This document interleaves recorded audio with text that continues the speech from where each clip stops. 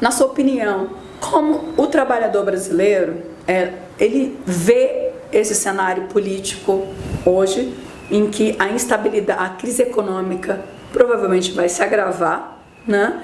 E os direitos dos trabalhadores concretamente estão sofrendo um ataque, né, em várias frentes, comandadas isso pelo governo interino do Michel Temer. Primeiro, observar, retrato da vida real, a vida como ela é. O antes, nós tínhamos uma situação da qual no Brasil se instalou um projeto neoliberalizante, da qual a agenda que prevaleceu nos anos do governo tucano de Fernando Henrique foi a agenda do desmonte do país, das privatizações, do congelamento salarial, do desemprego em alta escala. Isso, de fato, evidenciou para o povo brasileiro um projeto focado em prevalecer os interesses dos grandes oligopólios, das grandes instituições financeiras, do latifúndio. Portanto, nos anos de neoliberalismo, o povo ficou refém de uma política voltada aos interesses do imperialismo. O Brasil levou um período focado em políticas que desestabilizaram a economia, porque o principal objetivo era a abertura do país para os interesses do capital estrangeiro. Nós encerramos essa etapa na medida que concebemos a ideia de que era importante promover uma viragem política. E essa viragem política se deu a partir da eleição do presidente Luiz Inácio Lula da Silva. Parte 2. A viragem política, ela trouxe um horizonte de expectativas. E o que se viu nos últimos 13 anos foi exatamente um processo novo, da qual o empoderamento dessa classe trabalhadora passou a ser viabilizada, com a edificação de programas estruturantes, Minha Casa Minha Vida, Bolsa Família, um ciclo longo de conquistas no plano econômico e social. Para se ter dimensão desse processo, imagine vocês, a classe trabalhadora viu consagrar uma política de valorização do salário mínimo que possibilitou um aumento substancial, ou seja, o salário mínimo nos anos de governo Lula e Dilma teve uma valorização de mais de 70%, algo que não foi visto nos últimos 50 anos. Sem contar que até 2014, mais de 90% dos acordos salariais garantiram o aumento real do salário. Esse empoderamento, de fato verificado, ele deve servir como elemento para uma reflexão. Porque, do ponto de vista da batalha política, o que nós percebemos nessa terceira etapa da análise? É que, ao consagrarmos a quarta vitória do povo brasileiro, as eleições que viram sufragar 115 milhões de votos nas urnas, que garantiram com 54 milhões de votos o direito ao mandato constitucional da presidenta Dilma, a direita, que não aceitou o resultado, advogou da tese da instabilidade e buscou legislar em causa própria, da qual, ao advogar a tese do retrocesso, buscaram promover um clima hostil, né? Que a gente viu nesse processo de manifestação um pouco essa postura, né? De ódio, de preconceito ao negro pobre nordestino, as conquistas dos indígenas, dos quilombolas, enfim, as conquistas da classe trabalhadora, que tem um rebatimento direto com esse empoderamento do movimento sindical e dos movimentos sociais. E você acha que agora o empresariado brasileiro, né, encontrou as condições ideais no governo interino, né, nessa situação de golpe de Estado no Brasil, para finalmente tirar direitos que os trabalhadores durante essa última década conseguiram avançar um pouco? Nós não podemos ter dúvidas do que se esconde por trás do golpe. É necessário que a gente possa ter a justa e correta compreensão da luta política. Há interesses internos e interesses externos. Está muito claro que nós temos no Brasil hoje a mão forte dos Estados Unidos. A banca rentista que quebrou a economia mundial tem todo o interesse de apostar nesse clima de instabilidade que vive o Brasil. Não é à toa que os empresários que financiaram o golpe advogam da política que o Brasil precisa modernizar as relações de trabalho. O que eles querem com isso? É a tese defendida por Strambush, da Companhia Siderúrgica Nacional, que diz que o trabalhador americano come um hambúrguer em 15 minutos e opera a máquina nesse mesmo tempo. É a tese da degradação humana, da desregulamentação do trabalho, da extinção da CLT. Eles querem negociar direitos de férias, 13º, licença maternidade.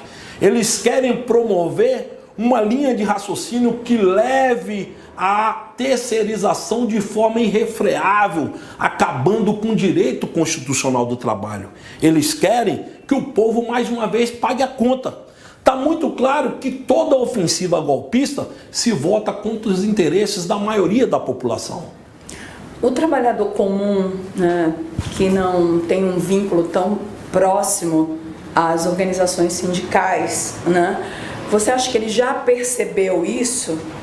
Ou ainda não tem ideia das ameaças que podem pairar, né, sobre a sua condição de trabalho, como, por exemplo, a terceirização, né, que a gente sabe que é onde é uma condição de trabalho que traz, acumula estatísticas negativas, né, e precarizam o trabalho, né, das pessoas, né?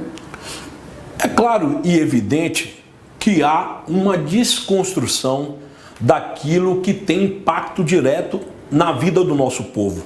A mídia golpista, ela joga de forma a deturpar as informações. Por exemplo, a maioria da população é contra o aumento da progressividade na aposentadoria, bem como a proposta do governo, que é sair do tempo, da idade mínima de 55 para mulheres e 60 para homens, para 60 para mulheres e 65 para homens. Na verdade, essa é a intenção, porque o que se quer, na verdade, é prolongar a possibilidade do acesso à aposentadoria e o benefício. Então nós entendemos que o trabalhador, de fato, ele vive uma certa apatia. É necessário que ele compreenda mais e melhor quais são os elementos que estão colocados em discussão. Há todo um interesse de abrir as portas do Brasil para os interesses das empresas de capital estrangeiro. Eles querem liquidar o pré-sal, a Petrobras, eles querem reeditar a agenda neoliberal com uma política de arroxo salarial, de desemprego, enfim, o trabalhador vai sofrer muito. É claro que isso vai levar um tempo, mas eu penso que o dever do movimento sindical é exatamente fazer esse debate. Nós temos provavelmente um processo que demandará um tempo. A gente sabe que a retomada do crescimento econômico não se dará por uma varinha de condão, mas a classe trabalhadora precisa saber enxergar o que de fato vai feri-lo, até porque os interesses do capital é cada vez mais concentrar lucro e fazer com que o trabalhador de fato seja refém dessa política econômica. Mais uma pergunta, Dirson. Algumas centrais têm dialogado com o governo interino de Michel Temer. Outras, como a CTB, da qual você é presidente, e a CUT, Central Única dos Trabalhadores, se recusam a participar desse diálogo, justamente por conta da condição, né, golpista de governo. Como alcançar a unidade para construir, né, essa força do movimento sindical no embate com o empresariado e com os grupos que desejam atacar os direitos dos trabalhadores, considerando esse cenário, já que foi com essa unidade que o movimento sindical dos trabalhadores conseguiu, por exemplo, uma das maiores negociações salariais do mundo, que foi a política de valorização do salário mínimo? Não, olhe bem, eu considero que a unidade, ela se constrói na diversidade. A palavra unidade, ela não é uma camisa de força. Venhamos e convenhamos, a classe dominante, os grandes empresários, a banca rentista, apostou todas as fichas no golpe, no impedimento da presidenta Dilma. Contudo, o efeito desse governo Big Brother vai dando conta que os interesses dos capitais não estão sendo correspondidos, porque a cada dia cai um ministro. E esse governo não sinalizou nenhuma vírgula no sentido de recuperar a economia no curto espaço de tempo. O problema do Brasil não é diferente do problema do mundo. O Brasil vive reflexo dessa que é a maior crise do capitalismo mundial. Portanto, o movimento sindical, ele também busca corresponder. É claro que você tem um tipo de sindicalismo de negócio, um sindicalismo domesticado, um sindicalismo de colaboração de classe. Nesse ato, nós temos que separar o joio do trigo. As diferenças, elas vão se apresentando. O Paulo Scaff foi o principal propagandista do golpe. E o Patinho, nesses poucos dias de governo, ficou praticamente depenado. Porque toda a sinalização que se reivindicava, redução da taxa de juros, a taxa de juros está congelada da forma estratosférica. Diria que o Brasil ainda considera uma das maiores taxas de juros do planeta. A indústria não conseguiu ainda resolver seu problema. Nós vivemos ainda, as demandas de um processo de desindustrialização. A Lava Jato, ela é responsável por 2,5% da queda da economia nacional. E isso tem impacto na vida das pessoas. Por isso que tratar da questão política vai exigir posicionamento firme. É por isso que nós temos cada vez mais convicção de que esse processo de admissibilidade, ele não se encerrou. A Dilma pode voltar e, ao voltar, não tem outro caminho. Repactuação política, convocação do plebiscito e novas eleições para presidente da República. Porque se não pode com Dilma, esse governo temerário também não disse para que veio. É um golpe institucional que tem apoio da mídia golpista, parte da Polícia Federal, parte do Judiciário e que não vai resolver os problemas do povo. O povo reclama a retomada do crescimento e uma justa política de valorização do trabalho e do trabalhador. Vocês têm feito diálogos, você com as outras centrais, Força Sindical, UGT, CUT, como é que está esse diálogo entre vocês? Olha, o desafio é permanente. Como eu falei, a unidade não é uma camisa de força. Nós temos conversado com todas as centrais sindicais. É imperativo que a gente possa ter como elemento consciente aquilo que nos une.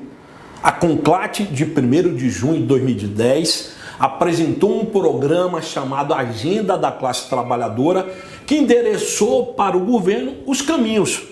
Já no final do ano passado, nós também construímos um entendimento com parte importante do setor produtivo, que foi o chamado compromisso pelo desenvolvimento.